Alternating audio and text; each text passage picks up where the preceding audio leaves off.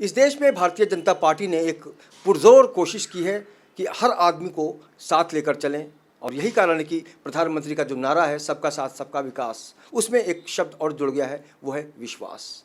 विश्वास के ज़रिए दुनिया को आप फतेह कर सकते हैं, लेकिन राजनीति में कब किस स्थिति में परिवर्तन हो जाए, कब लोगों की सोच बदल जाए, ये कुछ कहा नहीं जा सकता है।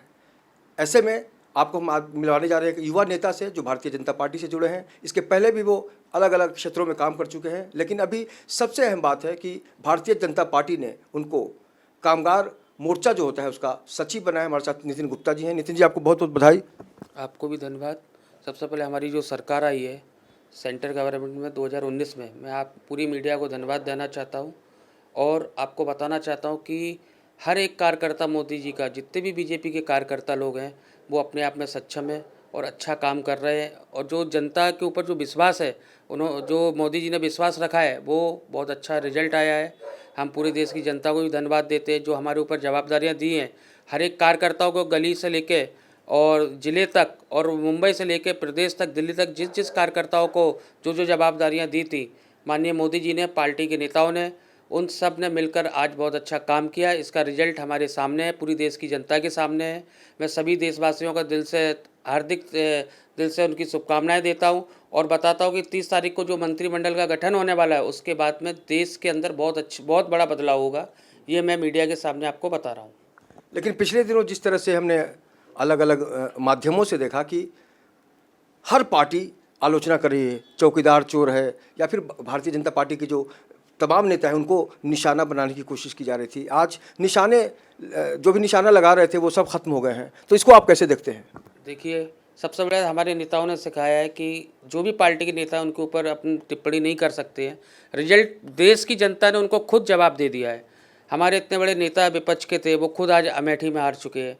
ऐसे बहुत सारी चीज़ें हैं, तो हम उन पर ध्यान नहीं दे के लोगों का काम करना है, लोगों का काम करना चाहिए। हम लोगों का काम करना चाहते हैं और हमारे जो सेंटर की बोर्ड की जो कमेटी है और हमारे प्रदेश का नेतृत्व है, उनका एक ही बोलना कि गली में जाके लोगों की सेवाएं करो, लोगों की समस्याएं सुनो और उनका निदान करो। आज विपक्ष कहाँ है? विपक्ष तो खत्म हो चुका है, विपक्ष है ही नहीं। आप बताइए कौन विपक्ष में बैठा हुआ है?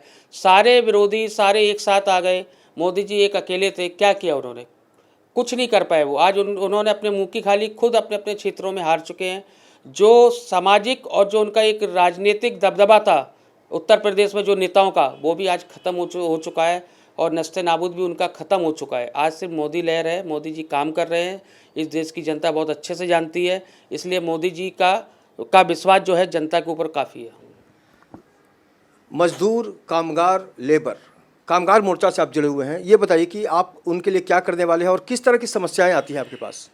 देखिए, मजदूरों और कामगार, चाहे वो संगठित हो या असंगठित हो, मजदूर जो कामगार जो लेबर है, सबसे बड़ी उनकी समस्या थी जगहों पे ना, बड़ी बड़ी फैक्ट्रियों में उनके पैसे रोक दिए जाते हैं, उनको पीएफ वगैरह नहीं मिलता है। अगर वो बीमार हो जाते हैं तो उनको इलाज नहीं मिलता है। यहाँ के जो मालिक लोग हैं, मिल मजदूर लोग हैं, जो कामगार लोगों के जो मजदूर जो ऑनर लोग हैं, उन लोगों को न्याय नहीं मिलता। इसलिए बीजेपी कामगार मोर्चे का गठन हमारे राष्ट्रीय नेतृत्व ने किया। हमारे महाराष्ट्र के जो अध्यक्ष हैं माननीय संजय केनेकर साहब, वो काफ़ी बहुत पुराने लीडर है बीजेपी के और बहुत अच्छे लेवल पे पूरे महाराष्ट्र में काम कर रहे हैं। दूर संचार से भी आपको जोड़ा गया है, एक उसका कैसा अनुभव है? क्या और क्या तैयारी करने वाले हैं आप? देखिए, जो एमटीएनएल बोर्ड की कमेटी है सेंट्रल गवर्नमेंट की, वो मुझे मिली है, अच्छी बात है। लेकिन मिलने के बाद ही तुरंत आचार संहिता लग गई थी, इसलिए हम लोगों ने ज़्यादा ध्यान नहीं दे पाया है। लेकिन अभी हम अपना पूरा टाइम एमटीएनएल को देंगे, क्योंकि मुझे पता चला कि बहुत सारे लॉसेस में एमटीएनएल चालू है। क्यों है? इसके अंदर क्या भ्रष्टाचार है या कोई अधिकारी इसके अंदर मिक्स है, क्या है? वो सारी चीज़ों की डिटेल्स निकालने के लिए अब हम लोग एक्टिव हुए और पूरी जानकारी निकाल के हम रिपोर्ट अपने जो सेंटर मिनिस्टर होंगे उनको भेजेंगे और एमटीएनएल बोर्ड को एक बार फिर मुंबई महाराष्ट्र के अंदर अच्छे लेवल पर खड़ा करेंगे। देखिए, आज का जो दौर है वो तकनीकी क्रांति का तो है ही, साथ ही साथ नितिन गुप्ता से ये जानना भी दिलचस्प होगा कि मोबाइल तो बहुत यूज़ करते हैं, जो लैंडलाइन फ़ोन होता है उसको आप यूज़ करते हैं या फिर उसके बारे में क्या सोचा है आपने? देखिए, मैं मोस्टली सभी देश की जनता से बोलता हूँ कि सबसे पहले दूरसंचार मंत्रालय हमारे साथ था।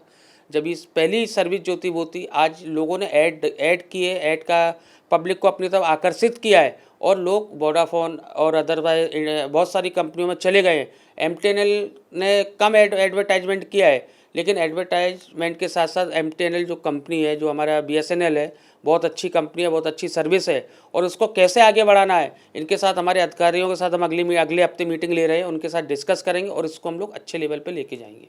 आखिरी सवाल, मुंबई में व्यापारियों की कोई कमी नहीं है। जिस तरह से उनका व्यवसाय पिछले दिनों हमने देखा था कि ऑनलाइन आने से बहुत सारे जो व्यापारी हैं मुंबई में, उनके अंदर एक निराशा आ गई है, हताशा आ गई है, क्योंकि उनके धंधे पर असर पड़ा है। आप लगातार व्यापारियों की आवाज़ उठाते रहे हैं, उस दिशा में आपका अगला कदम क्या होगा?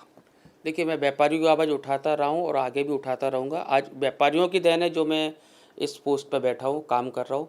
ये बात सही है, ऑनलाइन जो आया है धंधा, उससे जनता भी ठगी का शिकार बनी है। देखिए, मैं चाहता हूँ कुछ ना कुछ भारत सरकार इस बार कुछ अच्छा कदम उठाएगी और जो ऑनलाइन जो काम है उनको रोका जाएगा, कुछ ना कुछ अच्छा डिसीजन निकलेगा। मैं अपने व्यापारियों को बोलता हूँ कि अब आपकी सरकार है, आप इतना चिंता लेने की ज़रूरत नहीं है, कुछ अच्छे डिसीजन माननीय मोदी जी देंगे, इसकी आवाज़ हम सेंटर तक आपकी पहुँचाएंगे।